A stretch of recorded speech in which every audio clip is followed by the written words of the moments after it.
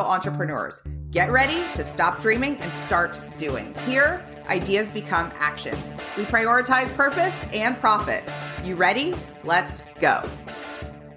Today, I want to share some of my favorite lessons from the recent cohort of Outreach Genius. And in it, we talked about lead generation. We talked about prospect. We talked about how to do the daring hard thing in your business or organization that most people avoid. So prospecting or lead generation, any sort of outreach. So I'll first give you kind of the foundation of some of the people that were in it and what they were trying to achieve.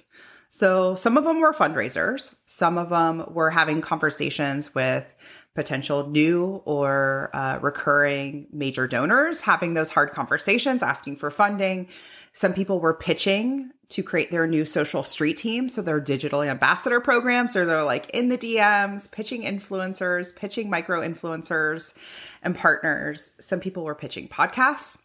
So basically, if you had the opportunity to hear a no, to get rejected, to hear a to get that face, that nose scrunch of like, then you're doing outreach. So if you get a no or a yes, that's our definition of outreach. And in it, we talked about the prospecting process, how to figure out those aligned matches, those aligned leads, the steps to take, all the good stuff.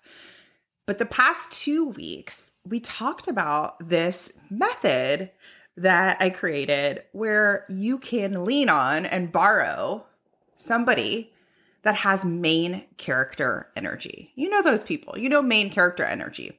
So main character energy might have been you growing up, or it could have been like your best friend. You know what I mean? That sort of like main character, shoulders back, smiles, lights up the room energy. And I had a slide that was some kind of go-tos that made me smile of these main characters. And then I asked everybody to come up with theirs. So in those moments, before, during, and after the ask, they could lean on and kind of channel their inner main character energy. So some examples were Lizzo, Serena Williams, Oprah, Sarah Blakely, Jesse Itzler, and some other ones that came up, Ruth Bader Ginsburg, Hillary Clinton, Alexis from Schitt's Creek, Michael Scott. This one was funny. I was thinking about Michael Scott, and he has a lightness to him. Everything's not all so serious. And when we're going in to pitch a prospective donor, to pitch a prospective client, to pitch anyone a thing that could have on the other end of it rejection, could feel that volume of imposter syndrome drum up. Somebody like Michael Scott could be kind of fun because he can handle it. Like he can roll with the punches and somehow he's okay. It's not all so serious. So think about it for you. Like who is a main character who has that energy, who has that vibration that you like? So it has to be, The Rock was another good one, right?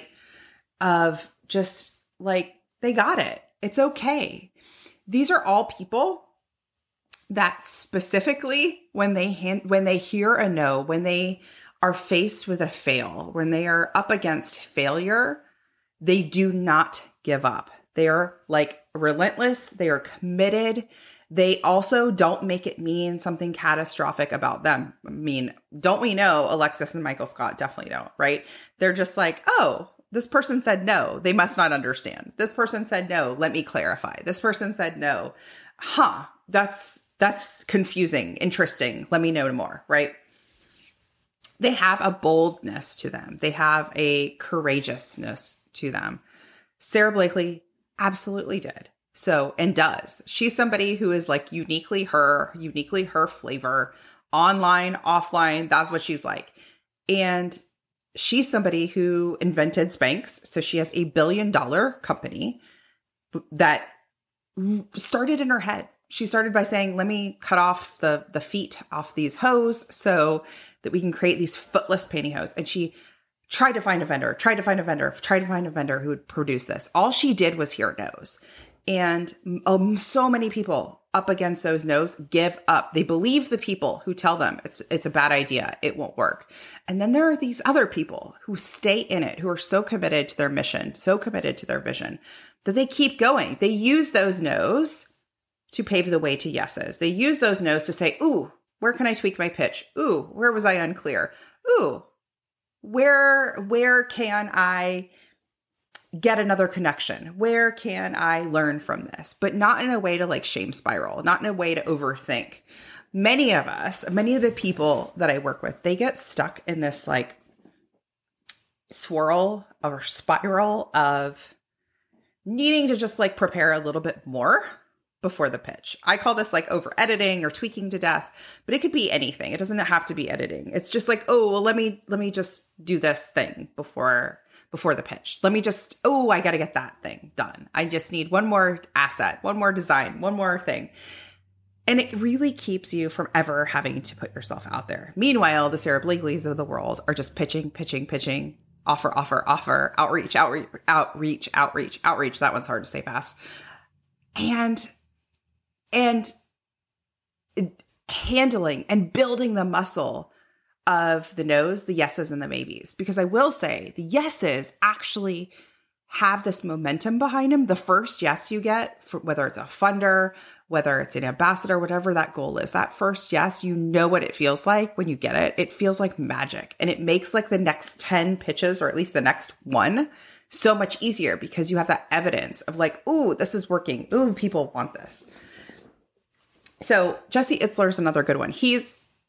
I call him Mr. Sarah Blakely. He has this playfulness to his life that I love. It's so inspiring and it's so interesting. And in those moments where I need a little playfulness, he's also very bold. He's very silly. He's his flavor of him.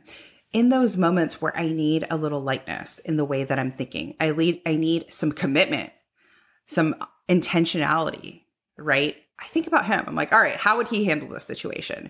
And it really helps me show up for myself. It helps me show up for my family. Family is something that's very, very important for him. It helps me show up for myself. Remember, this is the year of strong. It helps me to show up for myself in those moments when I'm in the gym and I don't feel like it. I'm like, all right, let me channel that main character energy, those people that we can lean on. And I like to have like a library, a couple of go-tos that I could lean on and say, what can I take from them? What's helpful here that I can take for them to help me through something that feels a little hard, something that feels a little sticky, something that it feels like I want to give up on, right? Where instead can I use this energy to fuel me forward? Where instead can I channel that commitment, that relentless optimism, that peace, right? To channel and fuel me forward.